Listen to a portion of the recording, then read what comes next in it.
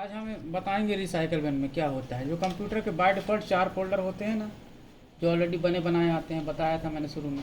ये तो डेस्कटॉप है, डेस्कटॉप में सभी आइकन फोल्डर्स दिख रहे हैं, लेकिन बाय डिफ़ॉल्ट 4 आइकन हमको पहले से मिलते हैं, जैसे कंप्यूटर हो गया, network, recycle bin, control panel, है ना।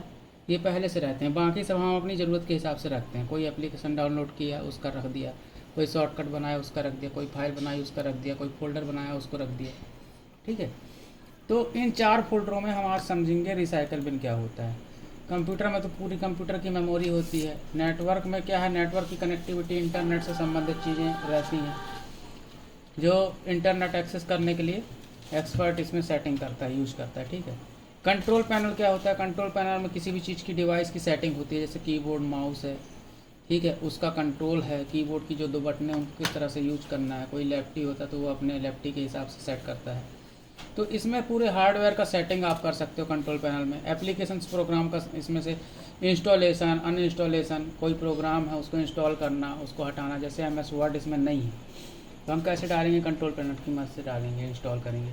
फिर हटाना है अगर कोई प्रोग्राम, इससे फोटोशॉप का हम यूज नहीं कर रहे हैं तो फोटोशॉप हटाना है तो कंट्रोल पैनल से हटाएंगे, ठीक है। तो ये सब चीज़ें कंट्रोल पैनल से होती हैं। अब फिलहाल आज हम समझेंगे रिसाइकल बिन, सिर्फ रिसाइकल बिन के बारे में बात करेंगे आज हम।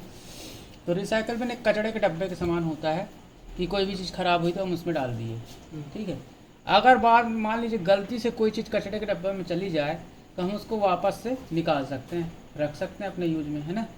तो ये इस तरह से काम करता है कि जैसे हमने कोई भी चीज़ यहाँ से डिलीट कर दी, जैसे हमने कोई चीज़ समझ में आ रहा कि ज़रूरत की नहीं है, इसको डिलीट कर दी, तो वो डिलीट होने के बाद रिसाइकल बिन पे चला जाता है। डिलीट भी 2 प्रकार का होता है।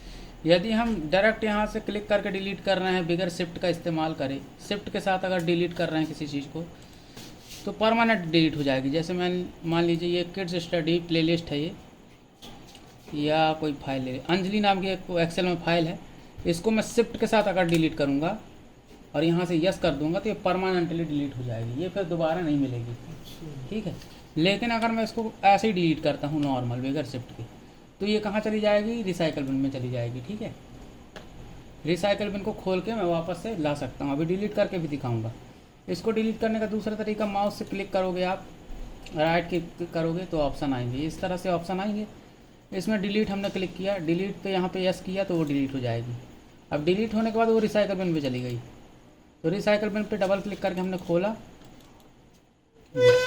किस नाम की फाइल डिलीट की है, अंजलि। यहाँ पर ए दबाया, देखें अंजलि कहाँ है, ये है, ठीक है। अब ये खुलेगी नहीं यहाँ से, यहाँ से आप रीस्टोर कर सकते हो। यहाँ पे क्लिक करोगे, राइट क्लिक करोगे तो यहाँ पे ऑप्शन मिल जाएगा। अगर डिलीट करोगे तो परमानेंटली डिलीट हो जाएगी, फिर दोबारा नहीं मिल सकती। कट करोगे तो आप कहीं दूसरी जगह पेस्ट कर सकते हो। प्रॉपर्टी देखोगे तो प्रॉपर्टी देख सकते हो। प्रॉपर्टी में आपको ये पता चलेगा कि फाइल कब बनाई गई थी, कब इसको डिलीट किया गया, ठीक है।